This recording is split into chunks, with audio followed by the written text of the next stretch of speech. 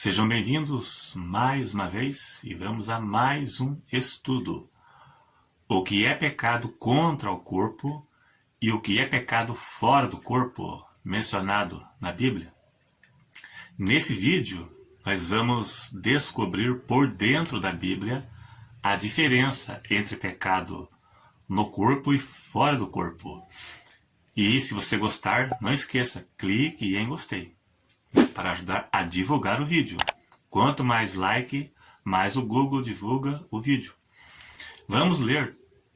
Todos os textos que eu for ler será colocado na tela do seu computador para você acompanhar.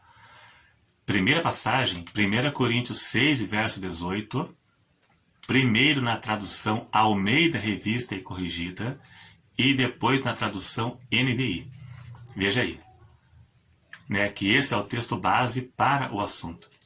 Fugir da prostituição. Todo pecado que o homem comete é fora do corpo, mas o que prostitui peca contra o seu próprio corpo.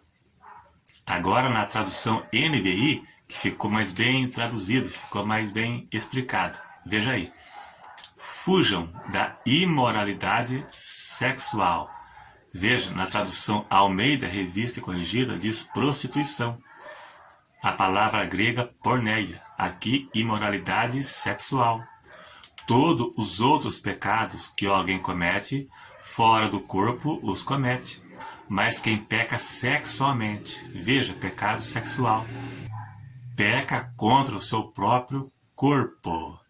Veja que na tradução NVI ficou melhor. Para quem não sabe ali interpretar a palavra porneia, a palavra imoralidade sexual, porneia, fornicação. Vamos lá então. Paulo disse para fugir dos pecados sexuais. Fugir.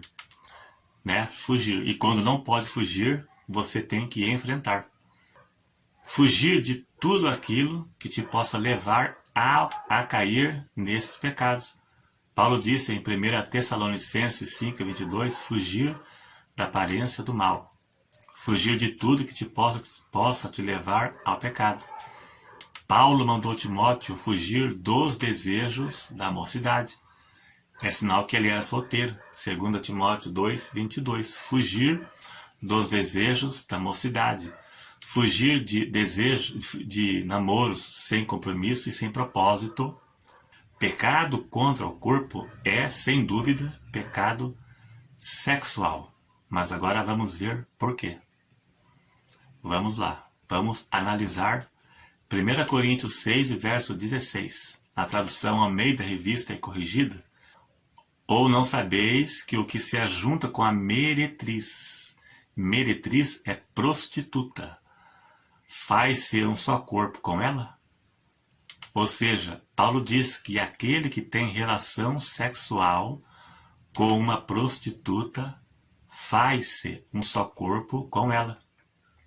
Um só corpo é a relação sexual entre homem e entre mulher, seja casado ou não. É a mesma citada em Gênesis 2 e verso 24. Quando Deus disse, deixará o varão o seu pai e sua mãe, e apegar-se-á a sua mulher, e serão ambos uma só carne. Então, uma só carne é a relação de homem e mulher, seja no casamento ou fora do casamento. Mas só que fora é pecado. Uma coisa já ficou claro. A exploração do corpo e a intimidade sexual está limitada ao casamento, sob pena de condenação eterna para quem quebrar estes princípios bíblicos instituídos por Deus. A intimidade sexual está limitada ao casamento, bem como a exploração do corpo, que é o que não acontece aí na mídia, mulheres mostrando seu corpo. Mas voltando à questão, Paulo se referiu ao pecado sexual como um pecado que atinge o corpo. Ele diz que todo pecado é fora do corpo, mas o pecado sexual é contra o corpo. Agora vamos ver por que o pecado sexual é contra o corpo. Por quê? Vemos outros tipos de pecado que também atingem o corpo, porque prejudica o organismo, o corpo. Temos o exemplo do cigarro, bebidas alcoólicas e drogas, que são os piores que existem, né? E outros que também destroem o corpo, que é o templo do Espírito Santo. Claro que pecado é pecado. Todo pecado, independente de qual seja, a pessoa será condenada caso não se arrependa. Né? Pecado é pecado. Pecadinho, pecadão, vai ser condenado de qualquer forma. Mas nesta questão, temos que fazer uma análise mais ampla, porque cigarros e bebidas e droga também fazem mal para o corpo. Mas eu creio que o pecado sexual seja algo ainda pior, na visão de Paulo, analisando o versículo sobre o pecado sexual, porque houve a conjunção carnal, houve um ato sexual consumado. E já bebidas, drogas, né, não é a mesma coisa. Né? Não é a mesma coisa do uso de bebidas e cigarros, por exemplo, porque é só, né, no organismo. Embora todo pecado, como eu disse, é algo de condenação eterna, né, tanto pecado fora do corpo e pecado no corpo, a diferença é que na relação sexual, como ele disse, aquele que se ajunta com a prostituta faz-se um só corpo com ela. Se refere a um ato sexual consumado, tornando-se uma só carne. E isso diferencia dos demais pecados, pois este é o único pecado capaz de se tornar uma só carne. Por isso que é o pior pecado de todos, porque torna-se uma só carne. Nenhum pecado acontece isso.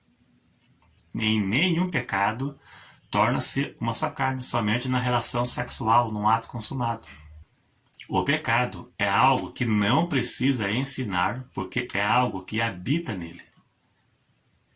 É uma semente que nasce com o homem e desabrocha quando alcança a maturidade.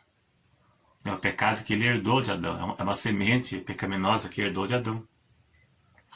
E o único pecado que Paulo manda fugir são os pecados sexuais. E os demais ele manda enfrentar porque são coisas espirituais.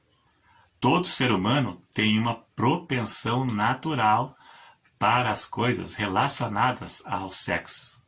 A sexualidade é algo que desenvolve na vida da pessoa de forma natural. Natural. É algo que se desenvolve. Natural e normal. Então, todo ser humano normal, em estado normal, tem uma propensão a coisas relacionadas ao sexo. Um desejo fisiológico, algo normal.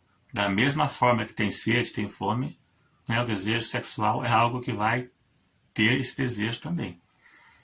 É algo que Deus não tira da pessoa. Tem uma pessoa que escreveu certa vez aqui no comentário que ele não consegue vencer esse tipo de pecado. Ele pediu para Deus tirar o desejo dele. Deus não tira isso. Tem que saber lidar. O solteiro tem que saber lidar com isso. Por isso que Paulo disse, se não pode conter, casem-se.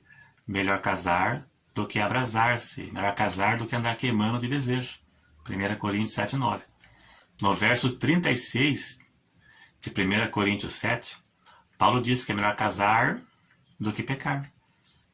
Quando deixou a flor da idade, se não pode conter, case, não peque. Foi isso que Paulo disse. Né? Então, no 1 Coríntios 7, que eu não vou ler tudo aqui porque não é o assunto, Paulo mostra que existe a possibilidade da queda da pessoa no campo sexual. Paulo mandou que o cônjuge, o casado, deveria suprir as necessidades sexuais do outro para que o outro cônjuge não fique exposto às tentações. No verso 5. Porque ele vai ser tentado e pode cair. E ao solteiro tem que aprender a lidar com a situação até o dia que ele casar. Então muitas pessoas não vencem esse tipo de coisa, mas por outro lado, embora exista a possibilidade de cair, mas se morrer no pecado, já viu, né? Fornicação e adultério é pecado de condenação. Mas a Bíblia garante que Deus liberta do pecado e do poder do pecado e dá força para resistir, quando a pessoa se sujeita à palavra e se submete a ela. E fugir das tentações também, fugir de coisas relacionadas a isso. Se existisse algum tipo de pecado que Deus não libertasse, ele seria cúmplice do erro dos outros, pois Deus teria dado uma missão impossível para a pessoa. E Paulo diz que Deus não deixará ser tentado além do que podeis suportar. Junto com a tentação dará também ao escape. Então o pecado sexual é um pecado contra o próprio corpo. E desejo sexual é algo relacionado à natureza humana. É algo natural. Então, o solteiro aprende a lidar com isso. E o casado tem que suprir as necessidades normais do outro para que o outro não fique exposto às tentações. Mas a pessoa tem que aprender a lidar e vencer esse tipo de coisa. Pornografia é o mal que atinge muito crente, mas tem um porém. É vencer ou ser vencido. Ou vence ou é vencido. Da mesma forma, os pecados sexuais. É vencer ou ser vencido. Se a pessoa não vencer, ela será vencida. Porque é algo da carne, relacionado à natureza humana. É vencer ou ser vencido. O diabo, a pessoa vence através de oração, de consagração, de comunhão com Deus, porque são coisas espirituais.